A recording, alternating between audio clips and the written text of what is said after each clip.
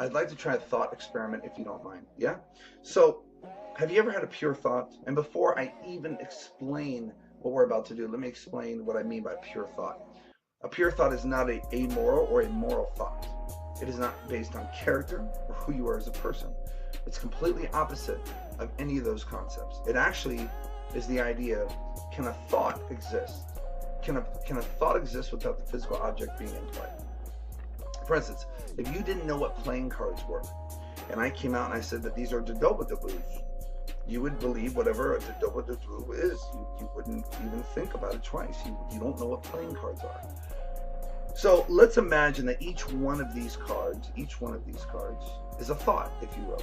Can you play cards, by the way? You do play cards? So you know where each card is and which one is which and all that stuff. Okay, good. That's kind of important.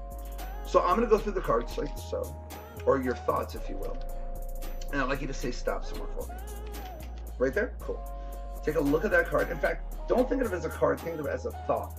What would that thought look like in your head without even knowing what that value or the suit is, without even knowing what a suit or value is, let's say.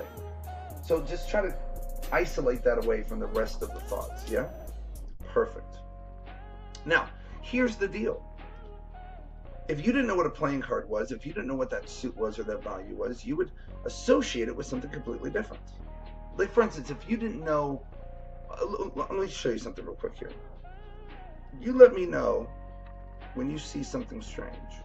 Or you see something strange already. Now, if you didn't know what blue was, you wouldn't know what to say what that is. It's a blue back card. In fact, it's a different blue back card from a different deck, if you think about it.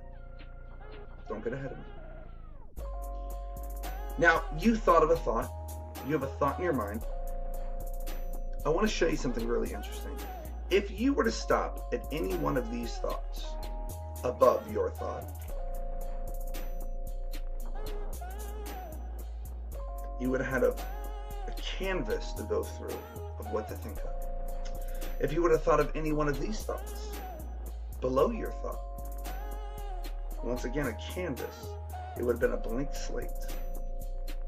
But you didn't. You thought of one single thought, and I believe that was the Queen of Clubs. Is that correct? They go nuts at this point. And then you have to ask yourself, well, did you really have the purest thought possible? Because every single thought does not